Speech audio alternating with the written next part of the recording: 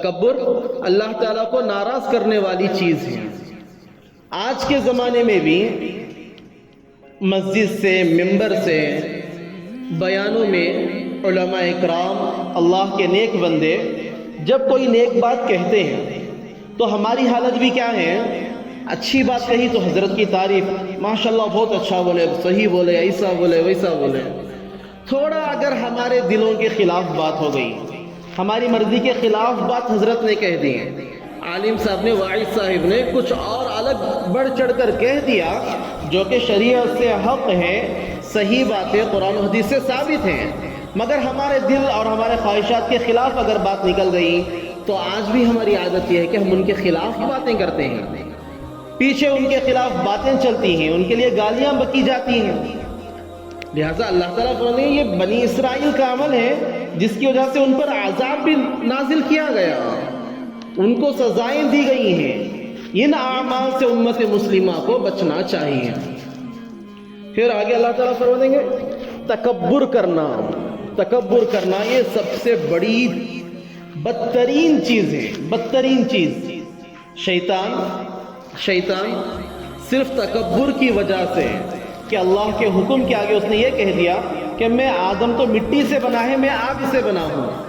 آگ اوپر کو اٹھتی ہے، مٹی نیچے کو جاتی ہے، لہذا وہ میرے آگے نیچا ہے، ذلیل ہے، میں اس کے آگے بڑا ہوں۔ ایک بڑا چھوٹے کے سامنے سجدہ نہیں کرتا۔ اس نے جیسے ہی تکبر دکھایا اللہ تعالیٰ نے اس کے ملعون بنا دیا، اللہ نے اسے ذلیل و خوار کر کر آسمان سے نکال کر زمین میں پھینک دیا۔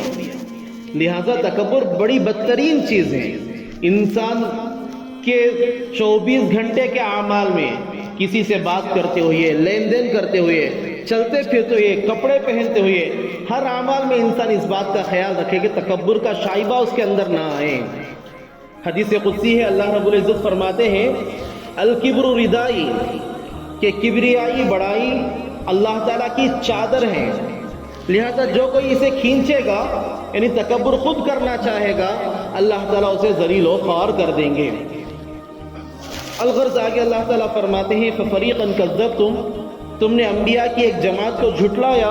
وَفَرِيقًا تَقْتُلُونَ، اور انبیاء کی ایک جماعت کا تو تم نے قتل ہی کر دیا۔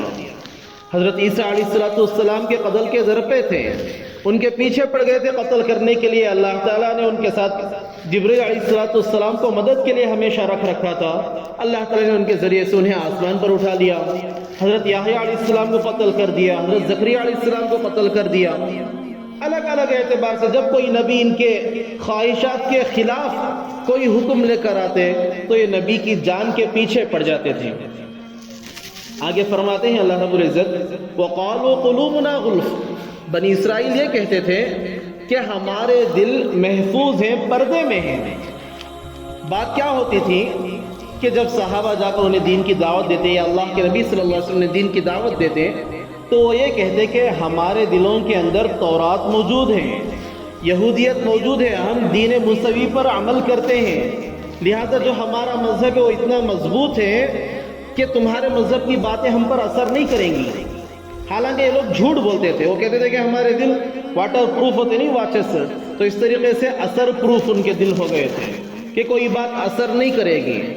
مگر اللہ تعالیٰ فرما دیں گے بات ایسی نہیں ہے، بات دراصل یہ ہے کہ تمہارے کفر کی وجہ سے تم پر لعنت برسا دی گئی ہے، اور اس لعنت کی وجہ سے تمہارے دلوں پر کوئی بات اثر نہیں کرتی ہے۔ زمین، پتھر جو سخت ہوتا ہے بارش کا اس پر اثر نہیں ہوتا، نرم زمین پر بارش کا اثر ہوتا ہے اور ہریالی اگ جاتی ہے۔ لہذا دل سخت ہو چکے ہیں، پتھر، بلکہ پتھر سے زیادہ سخت، جیسا اس سے پہلے ہم نے سنا ثم قست قلوبکم، ان کے دل سخت ہو گئے تھے، اللہ تعالیٰ نے لعنت ان کے دلوں پر برسا دی تھی۔ آگے اللہ تعالیٰ فرما دیں گے اس لعنت کی ہی وجہ سے تم میں سے بہت سے تھوڑے لوگ ہی ایمان لائیں گے، اس سے زیادہ ایمان نہیں لائیں گے۔ آگے اللہ تعالیٰ فرماتے ہیں وَلَمَّا جَاءَهُمْ كِتَابٌ مِّنْ عِنْدِ اللَّهِ مُصَدِّقٌ لِمَا مَعَهُمْ، اور جب ان کے پاس ایک ایسی کتاب آئی یعنی قرآن مجید اللہ کے پاس سے جو کہ تورات کی، جو ان کے پاس کی تصدیق کرنے والی تھی، وَكَانُوا مِن قَبْلُ يَسْتَفْتِحُونَ عَلَى الَّذِينَ كَفَرُوا، اور وہ اس سے پہلے کفار کے مقابلے میں اللہ تعالیٰ سے فتح و نصرت طلب کرتے تھے۔ اس آیت کا شان نزول یہ ہے، بنی اسرائیل جو یہودی تھے وہ لوگ مدینے کے اندر ان کا قیام تھا، انہوں نے اپنا ٹھکانہ مدینہ بنا رکھا تھا. بڑی لمبی تاریخ ہے کہ کسی زمانے میں آئے تھے اور وہاں پر انہوں نے قیام کیا. جو عرب تھے، جب کبھی بھی یہودی اور عرب کے درمیان لڑائی ہوتی، جھگڑے ہوتے، کیونکہ زمانے جاہلیت میں یہ چیزیں عام تھیں، تو یہ یہودی چونکہ اہل علم تھے اور مال و ثروت ان کے پاس تھا، دولت تھی ان کے پاس، اور یہ جو عرب تھے یہ جاہل تھے اور دولت کم تھی، مگر بڑے سخت لوگ ہوا کرتے تھے، یہ لوگ ان پر غالب ہو جاتے تھے. تو یہ یہودی ان سے یہ کہتے کہ اچھا اب تم ہم پر ظلم کر لو، اب تم ہمیں کچل دو، مگر عنقریب ایک نبی آنے والے ہیں، آخری نبی، جن کے ساتھ اللہ کی مددیں ہوں گی، آخری کتاب آنے والی ہے، اللہ اس کے ساتھ اپنی مدد نازل فرمائے گا. جب وہ نبی آئیں گے ہم ان کے ساتھ مل کر تمہارے خلاف جنگ کریں گے اور ہم کامیاب ہوں گے. اللہ تعالیٰ سے وہ دعا کرتے تھے کہ یا اللہ آخری نبی کا جو ظہور ہونے والا ہے، جو بعثت ہونے والی ہے، جلدی ان کی بعثت فرما دے، ان کا نزول جلدی فرما، تاکہ ہم ان کے ذریعے سے ان کفار کے مقابلے میں، اہل عرب کے مقابلے میں ہم جنگ کر سکیں اور ہم کامیاب ہو سکیں. اللہ تعالیٰ یہاں پر فرما رہے ہیں وہی چیز حضرت معاذ ابن جبل رضی اللہ عنہ اور ایک صحابی حضرت بشر رضی اللہ عنہ، ان دو صحابہ کے بارے میں آتا ہے کہ یہ یہودیوں کے پاس ایک مرتبہ گئے اور ان کے علماء سے اور ان کے لوگوں سے کہا کہ تم لوگ پہلے، چونکہ یہ بھی عرب تھے، انہوں نے سن رکھا تھا ان سے کہ ایک نبی آنے والے ہیں، قرآن آنے والا ہے، ایک شریعت آئے گی، لہٰذا یہ ان کے پاس گئے. جب شریعت آ گئی، اسلام آ گئے، لوگ مسلمان ہو گئے، ان کے پاس کر کے کہ تم لوگ پہلے کہتے تھے کہ آخری نبی آنے والے ہیں، کتاب آنے والی ہے، اب تمہاری آنکھوں کے سامنے نبی بھی آ چکے ہیں، کتاب بھی آ چکی ہے، جو کہ تم نے جو پہلے کہا تھا وہ سب کچھ صادق ہو چکا ہے، سچ ثابت ہو چکا ہے، تم کیوں ایمان نہیں لاتے؟ تو ان میں سے ایک شخص نے کہا کہ ہم نے جو باتیں کہی تھیں، جس نبی کا ذکر کیا تھا، یہ نبی وہ نہیں ہے. وجہ اس کی مفسرین نے یہ لکھی ہے کہ جو یہودی تھے بنی اسرائیل، اللہ تعالیٰ نے اکثر انبیاء بنی اسرائیل میں نازل فرمائے،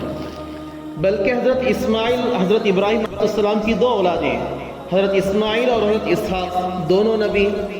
اور اللہ تعالیٰ نے حضرت اسماعیل علیہ السلام کے بعد ان کی نسل میں کوئی نبی پیدا نہیں فرمایا، بلکہ حضرت اسحاق سے حضرت یعقوب، حضرت یوسف اور انبیاء کا سلسلہ وہی اسی میں چلتا رہا، جسے جا کر بنی اسرائیل کہا گیا. انبیاء کا سلسلہ جب اسی میں رہا تو بنی اسرائیل یہ چاہتے تھے کہ جب آخری نبی آئے وہ نبی بھی بنی اسرائیل میں سے ہوں، تاکہ بنی اسرائیل کو عزت اور فخر کا موقع مل سکے.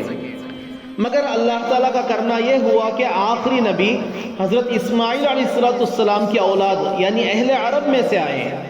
عرب کے لوگوں میں آئے، یہودی لوگوں میں پیدا نہیں ہوئے. تو ان لوگوں نے صاف طور سے ان کا انکار ہی کر دیا